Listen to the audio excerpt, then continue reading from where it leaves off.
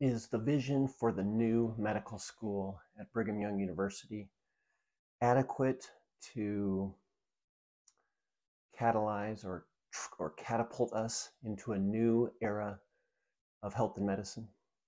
I'm Dr. Chad Swanson. I'm an emergency physician, and this is my daily health systems transformation video conversation. In the fall of 1876, there was a chance meeting between two American physicians in Germany that changed the course of medical education here in our country and around the world, and really our health system around the world. A young, disillusioned student named William Welch was in Germany trying to learn laboratory science and pathology from the best in the world. He was impressed with German professors and their focus on the scientific method as opposed to deferring to authorities. He ran into Shaw Billings. John Shaw Billings was a brilliant polymath of a physician. He'd been a Civil War surgeon. He was passionate about public health, and he had been chosen to design the hospital, a new hospital, a hospital with a mandate to be the best in the world. That mandate came from a man named Johns Hopkins. Johns Hopkins was a wealthy businessman and banker, as I recall, who in 1873 wrote a letter that explained and described how his money should be spent, the money that he was donating to the creation of a new hospital and medical education. He reported that the hospital should be for the care of the indigent sick of this city and its environments without regards to sex, age, or color, who may require surgical or medical treatment. So number one, he was interested in treatment for everyone. Number two, he said, it is your duty to obtain the advice and assistance of those at home or abroad who have achieved the greatest success in the construction and management in hospitals. So number two, he was to get the advice of the finest hospital organizers in the world. And then finally, that the hospital should compare favorably with any institution of like character in this country or in Europe. So really, Johns Hopkins had a vision of creating the best hospital in the world. And so John Shaw Billings was chosen to hire the initial physicians, to assist in hiring the initial physicians, to assist in developing the curriculum and planning the layout of the hospital. So these two men met serendipitously in Europe, and that was in 1876, about 17 years prior to the opening of Johns Hopkins Medical School. But even in those early years, the vision was clear. The vision was not for a similar, not for excellence within the current system, but to develop a new medical education system that would link medical education with hospitals, with research, and that would be based on science. That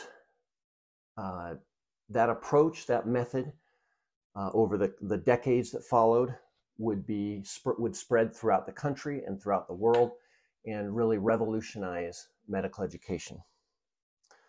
Today, the need is also great for transformational, revolutionary change. So we have inherited many of the phenomenal, positive aspects of the Johns Hopkins model, and we have also developed and inherited some negative aspects. One of the negative aspects would be an over-focus on rescue treatment as opposed to overall health and well-being. Another focus is on profits and financial gain. And then a third negative over-focus, I would argue, is a focus on elitism. That is, believing based on our gender or sex or color of our skin or the institution that we went to that we might be better than others. So I thought it would be useful to consider as much as we can know publicly about the current vision for the BYU Medical School. Now, on the one hand, I have taught for several years, I had taught for several years as an adjunct faculty at Brigham Young University. I'm an alumnus of Brigham Young University, but I have absolutely no connection and no communication at all with the organizers at this time. So I'm just using what's available online publicly. I don't mean this to either praise or criticize what's happening at Brigham Young University. I just think it's useful and can be beneficial to consider the possibility that a new medical school, and in this case Brigham Young because I'm familiar with it, could serve as a historical transformational leverage point for positive paradigm shifting change in our health system, just as Johns Hopkins was over 100 years ago. So let's see, I believe it was in September, Brigham Young University, September 5th, Brigham Young University sent out a notice about the medical school and gave some glimpse into the vision. So one of the focus of the medical school at Brigham Young University would be excellence. Another would be innovative approaches, I'm reading here, aimed at reducing graduation times and costs. And then finally, teaching and training with research in areas of strategic importance to the church, including international health issues affecting members of the church and the church's worldwide humanitarian efforts. Then more recently, so October 11th, and I'll provide links to these articles. The dean of this new medical school, his name is Dr. Mark Ott. I do not know Dr. Ott at all, but based on his credentials and from what I've heard online, he's obviously a brilliant surgeon who has graduated from the finest institutions, including Johns Hopkins, and he seems like a very capable and well received leader. So he was asked what some of the first steps would be.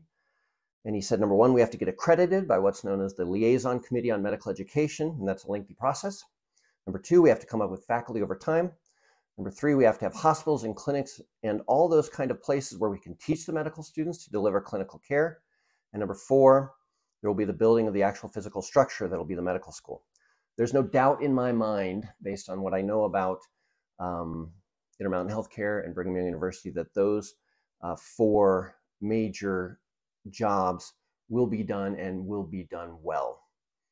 The question that remains in my mind about the vision is, will the medical school itself and the students that graduate from it be trained and have the mindset and the knowledge and the skills and the internal story, motivation to excel in the current flawed system?